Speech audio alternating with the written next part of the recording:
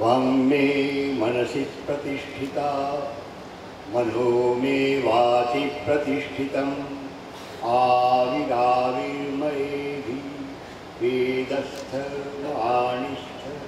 श्रुतं मे मा प्रहासीरनेन अधितेन अहोरात्राननुसन्दधामि सत्यं वदिष्यामि युतं वदिष्यामि तन्मामवतु तद्भक्तारमवतु अवतु माम् अवतु भक्तारम् अवतु भक्तारम्।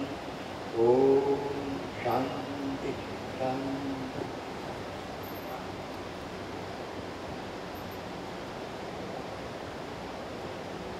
जीवन અને હું એના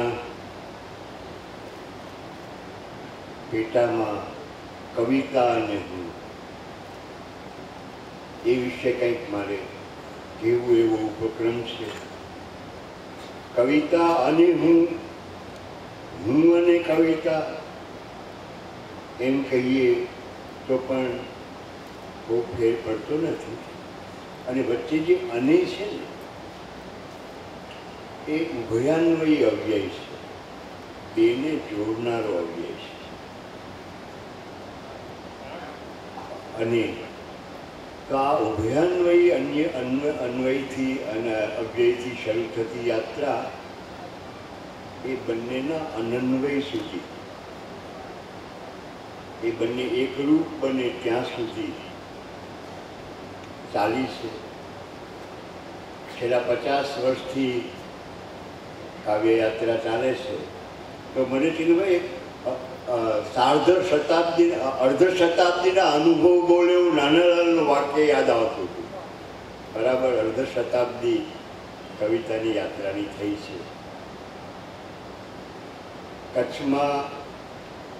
કચ્છના કબીર દાદા મેકરણ એમની સાખી છે. સાયર લેડ્યું થોડ્યું મુંજે ઘટ મેં ઘણેર્યું હકડી તડન પોગ્યું ત્યાં બી ઉપડ્યું. સમુદ્રમાં તો લહેરો ઓછી છે, મારા ઘટમાં ઘણી વધારે છે. એક હજી કાંઠે ન પહોંચે ત્યાં બીજી ઉપડે છે. બીજી એક એમની સાખી છે, વધારે મહત્વની છે, એ મારે ખાસ કહેવાની છે. વાતડિયું વગતાળિયું વધીને વડથિયું ટંગે માડુએ ન પૂછ્યું સંધિ દલજી દલમેલ્યું. એવી પ્રચુર વાતો મનમાં ઉઠી, ખૂબ વૃદ્ધિ પામી, વટવૃક્ષની જેમ ફેલાય, પણ કોઈ સારા માણસે એ વિશે કંઈ પૂછ્યું નહીં. બધું જ મનમાં રહ્યું. તો એમને આવું કહેવું પડ્યું હતું એ આજે મારે કહેવું પડે એમ નથી. આટલા બધા ચંગા માળું, આટલા બધા સુજ્ઞજનો સાંભળવા માટે તત્પર થઈ અને સામે હોય તો હવે મેકરણ દાદાને એમની સમકાલીનતા સામે કરવી પડી હતી એવી ફરિયાદ કરવાનું મારે કોઈ કારણ નથી. અને મારે મન તો શબ્દ સિવાય મારી પાસે બહુ કંઈ છે નહીં. ઉગ્યો આંગણામાં અકળ શબ્દ તેથી, ઉગ્યો આંગણામાં અકળ શબ્દ તેથી હું ઈશ્વરને આરાધું શ્રોતા સ્વરૂપે. મારી પાસે પૂજાનું દ્રવ્ય શબ્દ જ જો હોય અને ઈશ્વરને જો મારા પર અનુગ્રહ કરવો હોય તો એ પૂજાનું દ્રવ્ય સ્વીકારી શકે એવું સ્વરૂપ લઈને જ એને આવવું રહ્યું, એને શ્રોતા બનીને આવવું. હું બહુ તમારા લોકોની શું અપેક્ષા હશે મારી પાસેથી સાંભળવાની, વિષય એ શું નિર્દેશ કરે છે, તો એ બહુ સમજાય એવું નથી. તમારી ભાષામાં પોતાની ગતિમતી પ્રમાણે કવિ કર્મ કરતા એક કવિ પાસેથી તમારી આ ક્ષણે શું અપેક્ષા હશે એ કહેવું અઘરું છે. મારા વિશે થોડી અંગત વાત કરું એ જાણવાની ઈચ્છા. એમ કોઈ મને કહેતું હતું કે અમે જાણતા ન હોય એવી વાતો કે તમારા વિશે તમે કરો. તો મારા વિશે મારી કવિતા સિવાય તો બહુ કોઈ કશું જાણે નહીં. કવિતામાં જેટલું આવે એટલું જાણી શકાય. અને છતાં એક વાત છે કે બધી કવિતાઓ આત્મકથનાત્મક છે, કશું થયા વિના. એટલે જેમ ગુણવંતભાઈએ કહ્યું ને કે સંક્ષોભ, ખળભળાટ એ થાય તો જ કવિતાનો જન્મ થાય. બાકી તો પ્રકૃતિની સામ્યાવસ્થા હોય, શાંત સ્થિતિ હોય, એ પણ ઈષ્ટ છે, લક્ષ્ય પણ હોય કદાચ. કે શાંત જળમાં એક પણ લહેરી નથી, શાંત જળમાં એક પણ લહેરી નથી, કોઈ થોડું ખળભળાવે તો કહું. શાંત જળમાં એક પણ લહેરી નથી, કોઈ થોડું ખળભળાવે તો કહું. લો કરું કોશિશ ન ફાવે તો કહું, શબ્દ જો એને સમાવે તો કહું.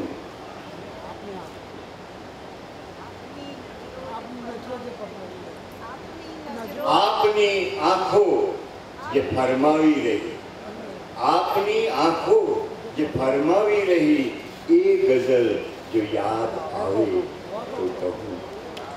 હું કદી ઊંચા સ્વરે બોલું નહીં, હું કદી ઊંચા સ્વરે બોલું નહીં, એકદમ નજદીક આવે તો કહું. હું કદી ઊંચા સ્વરે બોલું નહીં, એકદમ નજદીક આવે તો કહું. કોઈને કહેવું નથી એવું નથી, કોઈને કહેવું નથી એવું નથી, સહેજ તૈયારી બતાવે તો કહું. તો મને એટલું સમજાય છે કે કવિતા વિશેની વાતો એ કવિતા જેટલી રસપ્રદ હોતી નથી. એટલે આપણે કવિતા વિશેની વાત કરવાને બદલે કવિતાનો જે મૂળ પદાર્થ છે એને જ માણીએ, અને એમાં તમને પણ ન્યાય થશે અને મને પણ ન્યાય થશે. કવિ કવિતા શા માટે લખે છે? કોઈ પણ વ્યક્તિ કશું પણ કરે એ પોતે ચૈતન્ય છે, એ ચૈતન્ય વ્યક્ત થવા માટેની બધી જ એની પ્રક્રિયા હોય છે. કોઈ પણ વ્યક્તિ કંઈ પણ કરે એ દ્વારા એને વ્યક્ત થવું હોય છે. એમ કવિ પણ પોતાને વ્યક્ત કરવા મથે છે, અને વ્યક્ત કરીને એ પોતાને પામે છે, પોતાનો પરિચય એને મળે છે. તો આ કવિતા મને જે સમજાવ્યું છે એના દ્વારા મને કવિતાનો ખપ એટલે છે કે હું મને વધારે ને વધારે એના દ્વારા ઓળખું છું, અનુભવું છું, પામું છું. અને એ જે મૂળ સ્વરૂપ છે, જે આનંદરૂપ છે, ત્યાં સુધી જવાની એક યાત્રા છે. કોઈ પણ કલા એ આનંદ પર્યવસાયી હોય છે, એનો અંતિમ અનુભવ આનંદનો હોય છે, જેમાં સ્થળ કાળ નથી હોતા. અને આપણે વ્યવહારમાં જીવીએ છીએ તો આપણો વ્યવહાર તો દ્વંદ્વોથી ભરેલો છે. સુખ દુઃખ, હર્ષ શોક, રાગ દ્વેષ, આ બધા દ્વંદ્વો, ઓપોઝિટ્સ એની વચ્ચે જીવીએ છીએ. એટલે બી ભાષા પણ જે છે ને એ દ્વંદ્વાત્મક છે, આવા વિરોધોથી ભરેલી ભાષા છે. એ જ ભાષામાંથી કવિતા નિપજાવવાની હોય છે, અને ત્યારે આ દ્વંદ્વાત્મકતાનું અતિક્રમણ કરવાનું હોય છે. કવિતા દ્વંદ્વાત્મકતાને ઓળંગે છે, એટલે ગીતા જેને દ્વંદ્વાતીત અવસ્થા કહે છે એનો અનુભવ કરાવવો એક કવિતાનું કર્તવ્ય છે. બીજું, આપણને અકળાવતી વસ્તુઓ જે છે એ છે પ્રત્યેક વસ્તુ સ્થળકાળ સાપેક્ષ છે, શબ્દ પણ સ્થળકાળ સાપેક્ષ છે. તો આ સ્થળકાળથી ગ્રસ્ત ભાષા દ્વારા સ્થળકાળથી નિરપેક્ષ કોઈક સ્થિતિ એનો અનુભવ કરવો, કરાવવો, એ પણ એક કવિતાનું કર્તવ્ય હોય છે. અને કેવી રીતે થાય છે એની આપણે વાત કરીએ. દાખલા તરીકે કે શબ્દ મૌન, આ એનું વિરોધી છે. શબ્દ અને મૌન એ દ્વંદ્વ છે. આ બંનેને અતિક્રમે એ કવિતા તો એ કઈ રીતે થાય? કાં તો શબ્દ, કાં તો બોલ. શબ્દો રટું સતત કે રહું માત્ર મૌન ભેર. શબ્દો રટું સતત કે રહું માત્ર મૌન ભેર. એક જ થવાનો અર્થ હવે પ્રેમ પ્રેમ. શબ્દો રટું સતત કે રહું માત્ર મૌન ભેર. એક જ થવાનો અર્થ હવે પ્રેમ પ્રેમ પ્રેમ. પણ એ થવા માટે આ ઇન્દ્રિયો જે છે આપણી એ સ્વભાવથી બહિર્મુખ છે. એ બહિર્મુખ ઇન્દ્રિયોને અંદર વાળવી, અંતર્મુખ કરવી, એ પણ એક કવિતાને પામવા માટેની અનિવાર્યતા છે. સરકાર સાથે તમે જ્યાં હો ત્યાંથી એ પ્રમાણે દેખાય. અહીંથી જુઓ તો આમ, તેહી તેમ તેમ તેમ. અહીંથી જુઓ તો આમ, તેહી તેમ તેમ તેમ. આંખો મીચીને જોઈ જુઓ, હેમ હેમ હેમ. આંખો મીચીને જોઈ જુઓ, હેમ હેમ હેમ. શબ્દો રટું સતત કે રહું માત્ર મૌન ભેર. એક જ થવાનો અર્થ હવે પ્રેમ પ્રેમ પ્રેમ. અને મેં 50 વર્ષથી કાવ્યો લખું છું, સેંકડો પંક્તિઓ છે, પણ આ પ્રેમ શબ્દ એક જ વાર વાપરવાની હિંમત કરી છે અને તે આ પંક્તિમાં કરે છે. બાકી બીક લાગે, કેમ કે એ શબ્દ વ્યવહારમાં ગમે તે રીતે વપરાતો હોય તો એ મારા અર્થને પ્રગટ કરી શકે કે કેમ, એવી હંમેશા આશંકા રહે છે. કવિતાનું પ્રાકટ્ય એક આનંદનો અવસર હોય છે અને એ પણ અભિવ્યક્ત થતો હોય છે. અને આગળ મેં કહ્યું કે કવિ પોતાને તો એ પરિચય કઈ રીતે પ્રાપ્ત થતો હોય છે, તો એવી પરિચયની રચના તમને કહું.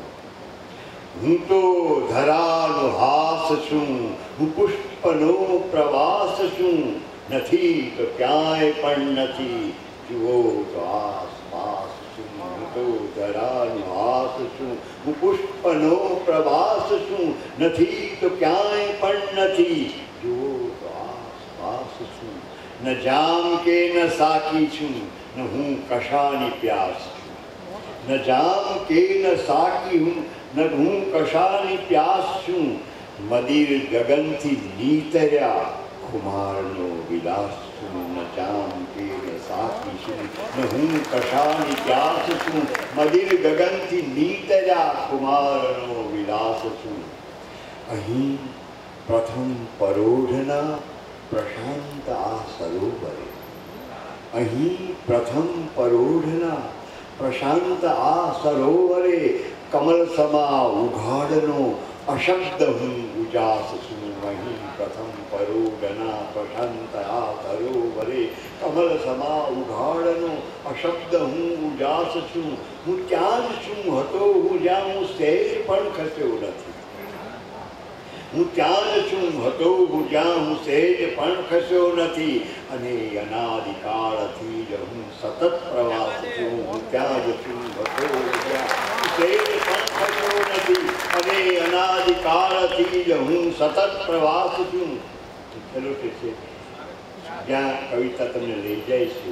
નિષેધ કોઈનો નહીં, વિદાય કોઈને નહીં. નિષેધ કોઈનો નહીં, વિદાય કોઈને નહીં. હું શુદ્ધ આવકાર છું, હું સર્વનો સમાસ છું. નિષેધ કોઈનો નહીં, વિદાય કોઈને નહીં. હું શુદ્ધ આવકાર છું, હું સર્વનો સમાસ છું. એકને એક જ સ્થળે મળીએ અમે, હોઈએ જ્યાં ત્યાં ઝળહળીએ અમે. એકને એક જ સ્થળે મળીએ અમે, હોઈએ જ્યાં ત્યાં ઝળહળીએ અમે. પિંડ ક્યાં પેટાવવા પડીએ અમે, હોઈએ જ્યાં ત્યાં ઝળહળીએ અમે. એકને એક જ સ્થળે મળીએ અમે, હોઈએ જ્યાં ત્યાં ઝળહળીએ અમે. પિંડ ક્યાં પેટાવવા પડીએ અમે, હોઈએ જ્યાં ત્યાં ઝળહળીએ અમે. હેત દેખીને ભલે હળીએ અમે, હેત દેખીને ભલે હળીએ અમે. હોઈએ જ્યાં ત્યાં ઝળહળીએ અમે. હેત દેખીને ભલે હળીએ અમે, હોઈએ જ્યાં ત્યાં જ ઝળહળીએ અમે, પાંચ ભેળા સાવશે ભળીએ અમે, હોઈએ જ્યાં ત્યાં જ ઝળહળીએ અમે. ઉભરાવું હોય તો શમવું પડે, ઉભરાવું હોય તો શમવું પડે, ઉગીએ જો તો જ આથમવું પડે. ઉભરાવું હોય તો શમવું પડે, ઉગીએ જો તો જ આથમવું પડે. મેરુ ચડતા એ નહીં ચડીએ અમે, હોઈએ જ્યાં ત્યાં જ ઝળહળીએ અમે. ઉભરાવું હોય તો શમવું પડે, ઉગીએ જો તો જ આથમવું પડે. મેરુ ચડતા એ નહીં ચડીએ અમે, હોઈએ જ્યાં ત્યાં જ ઝળહળીએ અમે. કંઈક સમજ્યા ત્યારથી બેઠા છીએ, કંઈક સમજ્યા ત્યારથી બેઠા છીએ, હાથમાં હુક્કો લઈ આ ઢોલીએ. કંઈક સમજ્યા ત્યારથી બેઠા છીએ, હાથમાં હુક્કો લઈ આ ઢોલીએ. ક્યાંથી મળીએ કોકને ફળીએ અમે, હોઈએ જ્યાં ત્યાં જ ઝળહળીએ અમે. કંઈક સમજ્યા ત્યારથી બેઠા છીએ, હાથમાં હુક્કો લઈ આ ઢોલીએ. ક્યાંથી મળીએ કોકને ફળીએ અમે, હોઈએ જ્યાં ત્યાં જ ઝળહળીએ અમે. શબ્દના દીવા બળે છે ડેલીએ, શબ્દના દીવા બળે છે ડેલીએ, આવતલ આવી મળે છે ડેલીએ. શબ્દના દીવા બળે છે ડેલીએ, આવતલ આવી મળે છે ડેલીએ. સ્વપ્ન જેવું શીત સળવળીએ અમે, હોઈએ જ્યાં ત્યાં જ ઝળહળીએ અમે. શબ્દના દીવા બળે છે ડેલીએ, આવતલ આવી મળે છે ડેલીએ. સ્વપ્ન જેવું શીત સળવળીએ અમે, હોઈએ જ્યાં ત્યાં જ ઝળહળીએ અમે. એકને એક જ સ્થળે મળીએ અમે, હોઈએ જ્યાં ત્યાં જ ઝળહળીએ અમે. આ કવિતાની યાત્રામાં એક વસ્તુ મને સમજાય છે. મને કર્તરી પ્રયોગ કરતાં કર્મણી પ્રયોગ વધારે ગમતા થયા છે ક્રમશઃ. કર્તરી પ્રયોગમાં ક્રિયાનું ફળ કર્તાને મળે અને એનું કર્તૃત્વનું અભિમાન દૃઢ થાય, જે એને બંધન કરે. એ સમજાતા સમજતા જ્યારે કર્મણી ક્રિયાપદમાં ક્રિયાનું ફળ કર્મને પ્રાપ્ત થાય, તો એવી એક ઘટના કહું. આ અહીં પહોંચ્યા પછી એટલું સમજાય છે. જો સમજુ છું એવું ક્રિયાપદ આવી શક્યું છે, એવી ગઝલ નથી. અહીં પહોંચ્યા પછી એમ હું સમજુ છે નથી, એ કર્તરી ગયો. આ અહીં પહોંચ્યા પછી એટલું સમજાય છે, કોઈ કંઈ કરતું નથી, આ બધું તો થાય છે. આ અહીં પહોંચ્યા પછી એટલું સમજાય છે, કોઈ કંઈ કરતું નથી, આ બધું તો થાય છે. હાથ હોવાથી જ કંઈ ક્યાં કશું પકડાય છે, હાથ હોવાથી જ કંઈ ક્યાં કશું પકડાય છે. શ્વાસ જેવા શ્વાસ પણ વાય છે તો વાય છે. હાથ હોવાથી જ કંઈ ક્યાં કશું પકડાય છે. શ્વાસ જેવા શ્વાસ પણ વાય છે તો વાય છે. આંખ મીચીને હવે જોઉં તો દેખાય છે, આંખ મીચીને હવે જોઉં તો દેખાય છે. ક્યાંક કંઈ ખુલી રહ્યું, ક્યાંક કંઈ પીડાય છે. આંખ મીચીને હવે જોઉં તો દેખાય છે, ક્યાંક કંઈ ખુલી રહ્યું, ક્યાંક કંઈક પીડાય છે. અને વ્યાપ કેવી રીતે વધે છે? જે ઝળકતું હોય છે તારકોના મૌનમાં, જે ઝળકતું હોય છે તારકોના મૌનમાં, એ જ તો સૌરભ બનીને આંગણે વિખરાય છે. જે ઝળકતું હોય છે તારકોના મૌનમાં, એ જ તો સૌરભ બની આંગણે વિખરાય છે. અને છેલ્લો શેર છે, બહુ ધ્યાનથી સાંભળવાનો છે. શબ્દને અર્થો હતા, ઓગળી કલરવ થયા. શબ્દને અર્થો હતા, ઓગળી કલરવ થયા. મન, ઝરણ, પંખી બધું ક્યાં જુદું પરખાય છે. શબ્દને અર્થો હતા, ઓગળી કલરવ થયા. મન, ઝરણ, પંખી બધું ક્યાં જુદું પરખાય છે. આ અહીં પહોંચ્યા પછી એટલું સમજાય છે, કોઈ કંઈ કરતું નથી, આ બધું તો થાય છે.